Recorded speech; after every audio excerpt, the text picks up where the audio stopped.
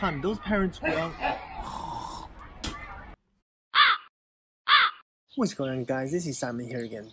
This week, let's talk a little bit about China's real estate, shall we? I just passed 1,600 subscribers today. I saw comments and feedbacks from all over the world. That's amazing, guys. I think that is the real magic of the internet.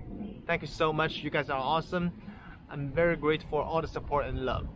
I know a lot of you guys probably heard news about China's real estate here and there, like the housing bubble, the ghost town. Some of you probably want to know more. So this week, as a local average Chinese, let me tell you what I think about the real estate in China.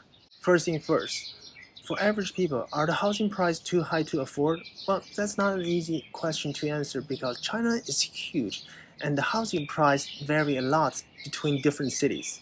Let's just focus on first-tier cities first. Take Shanghai as an example. According to the National Bureau of Statistics of China, the average income in Shanghai is around $9,300 per year. As stated by An Juke, one of the largest real estate agents in China, the average housing price is about $7,200 per square meter. And according to the Shanghai Residential Housing and Property Report, the average apartment size of permanent residents in Shanghai is 71 square meters. So after some calculation, the average apartment usually costs around $511,000. It takes an average guy to work for 55 years without spending a penny to afford one.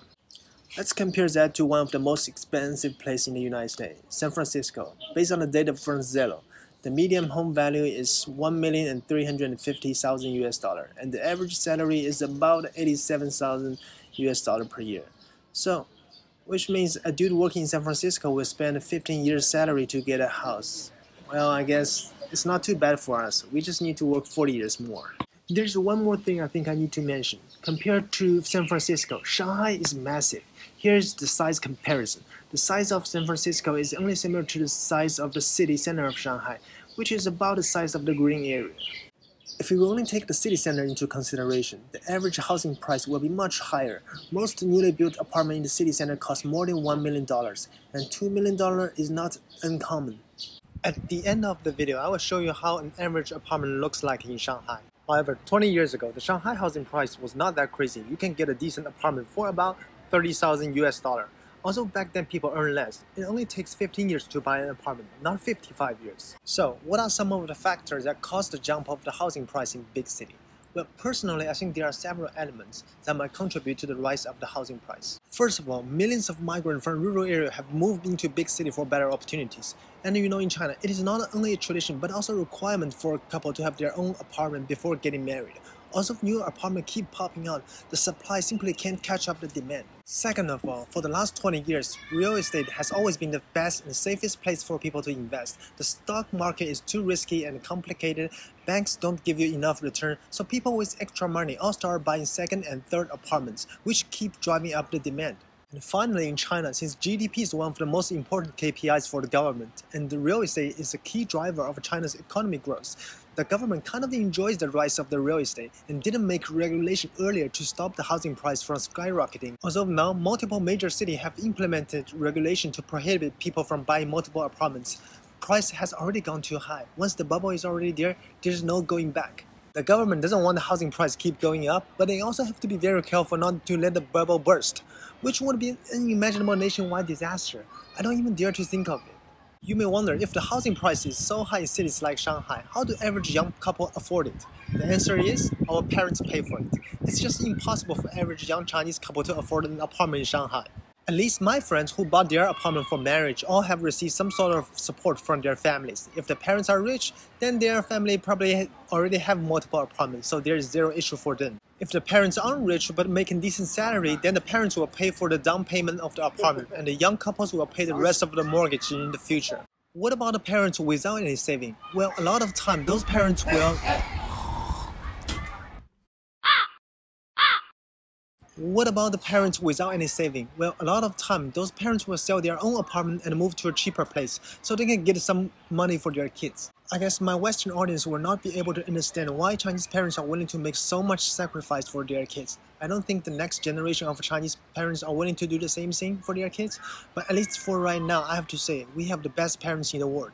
In the future, I will make a video about it. Now let's take a look at third and fourth tier cities where housing is much cheaper. You can find an apartment which only cost $30,000 or $40,000. However, I don't recommend anyone to invest in an apartment in those cities because the supply is much higher than the demand.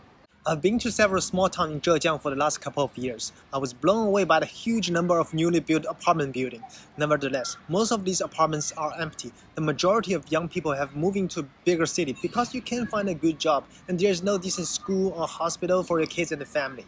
But the weird thing is that people still keep buying them. I really don't understand that. I just really can't see any potential, guys. I mean, seriously, where do you find so many people to stay in all those apartments? I guess everyone thinking that the housing price will never drop. What will happen to the housing price in the future? Well, I don't want to make any reckless predictions since no one knows what will happen in the future, but let me tell you what I think. I could be wrong though. Personally, I'm not very optimistic about those apartments in third and fourth tier cities. There are just too many of them, and I really don't know who is going to stay there in the future. For the big city, if people are still coming in and the overall economy is stable, remember those two things are the prerequisite. I would say the price will probably gonna stay there for the moment, and you know we have the most powerful government in the world. I'm pretty sure they will come up with any measure to make sure the price is stable, because many people's lives are depending on it. However, recently there is a trade war between the US and China. That's some bad news for us, which add more uncertainty about the real estate industry. So, I really don't know, guys. I guess only time will tell. Okay, I think that's it for today's video. If you like my video, please hit the thumbs up button. If you want more content about China from Chinese, please subscribe to my channel. Thanks for watching, and I will catch you next time. Here's what a relatively old apartment complex looks like from the outside. The place is about 5 minutes walk from the nearest subway station, and it locates near Zhongshan Park. The location is not at the very center of the city, but it is considered to be in the downtown area, so I would say it's decent. Here is a list of apartments that are on sale. The average price is around $9,073 per square meter. The total apartment price will be different depending on the size of the apartment. Let's take a look at the first apartment. You get 2 bedrooms, 1 living room, and 1 kitchen and 1 bathroom. The total price is around $520,000. Yeah, I know it looks shabby inside, but most Chinese people will spend some money to renovate the place before they move in. Oh, one more thing. The apartment doesn't have an elevator. In China, a lot of old 6th floor apartment buildings don't have an elevator, so if you live on the 6th floor, I guess you can expect to do a lot of exercise. Let's take a look at a better apartment complex. This apartment complex is just next to the previous one, but this one has a slightly better location since it is next to the river. You can see the surrounding is much better. You have an underground parking garage and a lot of trees. But of course, the price is higher. The average price is around $12,000 per square meter. And most of the apartments here are around $1.5 million. Let's take a look at the first one as well. You get 2 bedrooms, 2 living areas, 1 kitchen and 1 bathroom. This one looks much better than the previous one. Of course, it is also way more expensive. The price of this one is about $1.38 million. Okay guys, what do you think about apartments in Shanghai? Is it more expensive than the place you live in? Please leave your thoughts under the comment section below.